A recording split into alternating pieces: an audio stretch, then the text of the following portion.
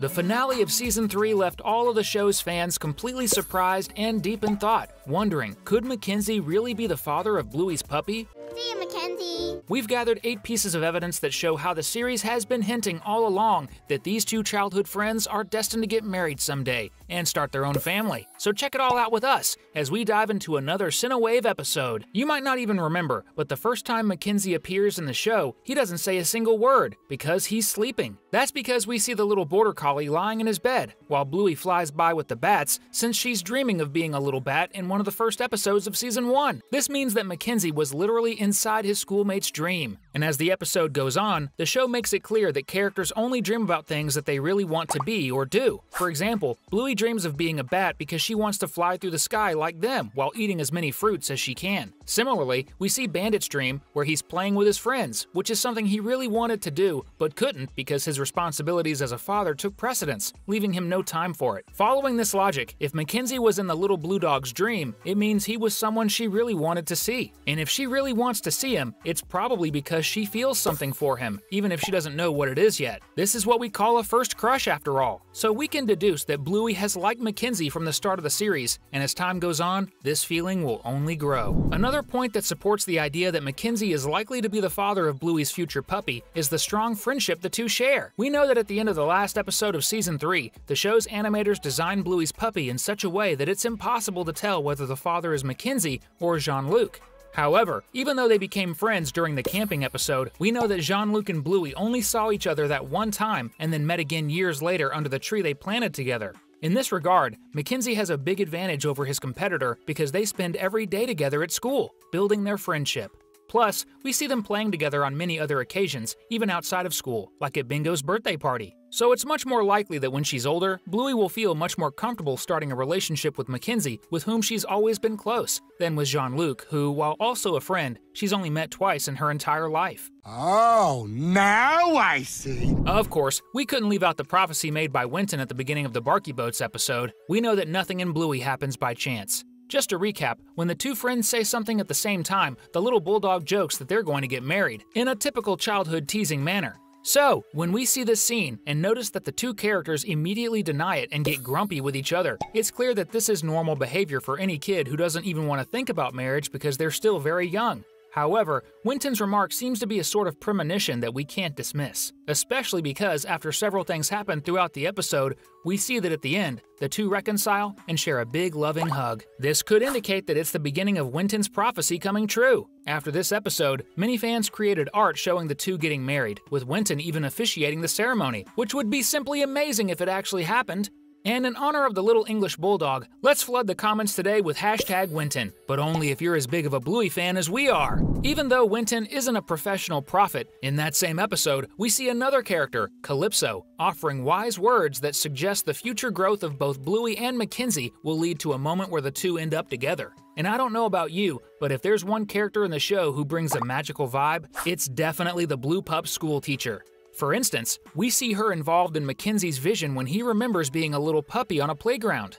Moreover, she tells a story in the episode The Sign that perfectly aligns with what happens shortly after in the Healer family's life. So when the school teacher of the main character says that at 12 years old, you go on a great adventure together, and we hear Bluey saying, "And they lived happily ever after." And they live happily ever after. Just as the two little boats touch as if they were kissing. Considering this as a prediction of what will happen in the future, we can say that the future of the protagonist and Mackenzie really does seem to be together and happy.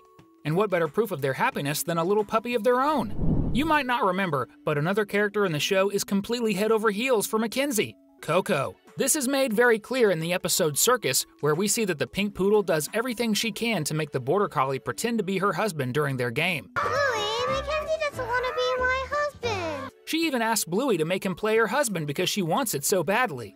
The catch is that Mackenzie has absolutely no interest in pretending to be Coco's husband. He just wants to be a lion tamer in their game, which really doesn't make sense if he's married.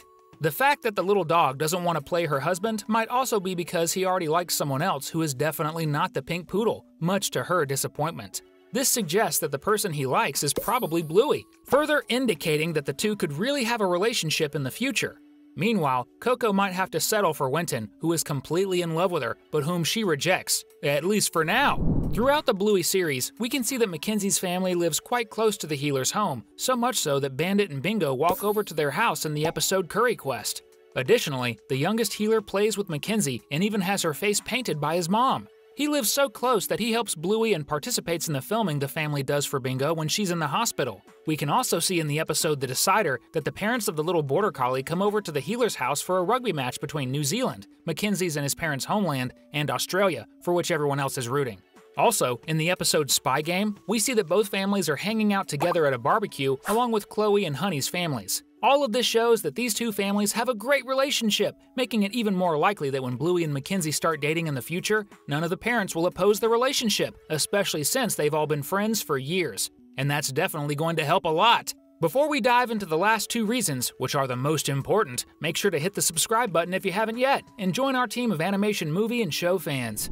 And if there's one reason that almost guarantees Mackenzie is Bluey's puppy's father, it's the physical characteristics of the little pup that appears at the end of the episode Surprise. Even though we only see the puppy for a few seconds, we can notice some details in the new character's appearance that are quite reminiscent of Mackenzie when he was a puppy, as we see in the episode Space. For example, we can see that both Mackenzie and Bluey's puppy have one ear that flops down.